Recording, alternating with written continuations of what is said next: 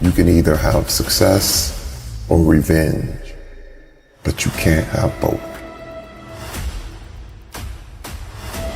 Success is letting it go. When you're talking about a world of competition, it created this excuse for your rage.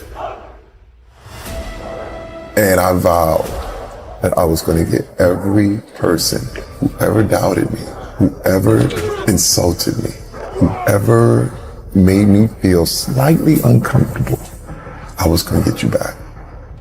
And I was going to show you. But I was that focused. I was like, man, I'm here. And I could show them. I could be beyond. A lot of your thoughts are not yours. You know, it's like an auxiliary cord, and people plug in to your stuff. You pick up things and you're like, why am I not thinking that? And your thoughts determine your feelings, and your emotions determine your actions. And so if someone can get into your thoughts, they can change the way you feel. And in a very competitive world, people tell you you're broken. But what I learned is that you're not broken. You're just not finished. Because nothing's broken, just things don't fit. And you pull it off and you put it back together the right way, and you can rebuild yourself. But the problem is, it's not anybody else's job to assemble you. You got to assemble yourself.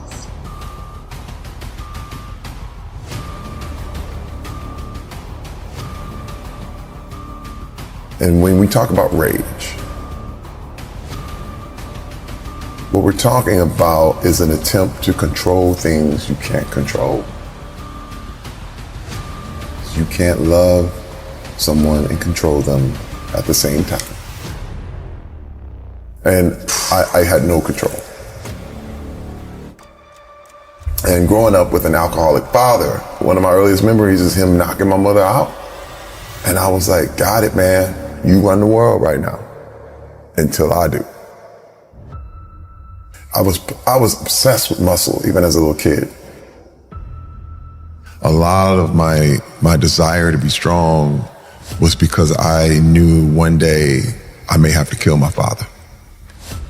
He was unending, never bending, just constant intimidation. And I had a desire to get strong. I knew I had to one day would have to protect my mom, protect my family. I started living my life like I was in a revenge movie. I was exhausted. It would be the end of me. I would do this stuff where I would go work out, and then I would work out until I couldn't move. And then I would rest up, and then I would go and I would flex my muscles until they cramped. It was sadistic. It was masochistic. Yeah. But I said, I will never stop doing sit-ups. I will never stop. Again, sit-ups and push-ups until my stomach, till I was curled over in tears. Oh my gosh. And then I go do more. Because I said, no one's going to beat me. I realized that the image of Terry Crews was more important than who Terry Crews was. Because you have to know who you are. Absolutely. You have to share who you are. But the game is not to share who you are. The big thing, growing up, I cared what everyone thought. Especially when you're in that world like that, everyone's opinion mattered way too much. And how do you learn to not care or ruminate on the opinions of others now? When you've been so conditioned to people please for years, how did you? It takes time. Yeah. It's not overnight.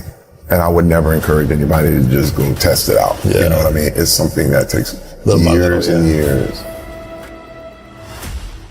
The big thing about being tough is people thought, you'd be able to throw punches, but it's really about endurance. Mm-hmm. Being able to be alone. Being able to stand alone. But change is inevitable.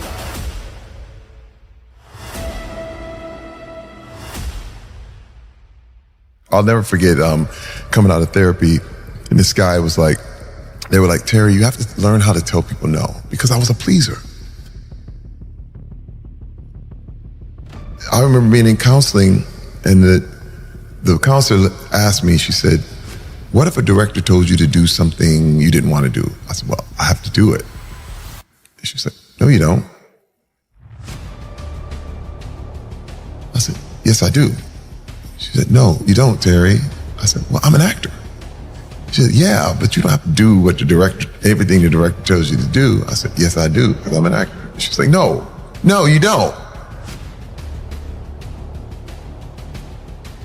And she said, Terry, you don't have to do what you don't want to do.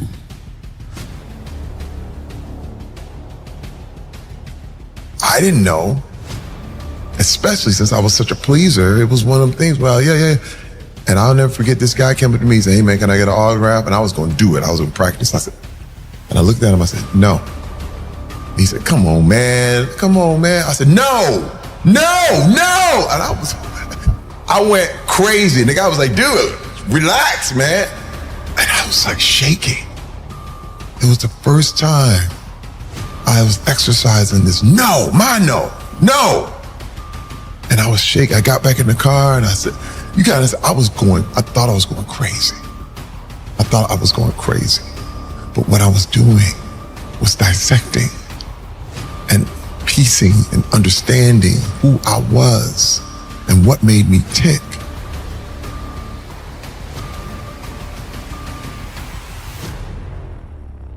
Why do I feel angry if someone says that? Or why am I insulted? Why? Is it me or is it them? And see, and once I started asking these questions, I could let it go. You gotta start exercising it. Just ask yourself why you're so offended. How did I get here? The thoughts turned into emotions that turned into actions that turned into mania. You have to do what's within your power to make things right. Remember, you were out of control before. Anything can make you go off. This is responsibility. Mm-hmm. You have an ability to respond differently. You have that now.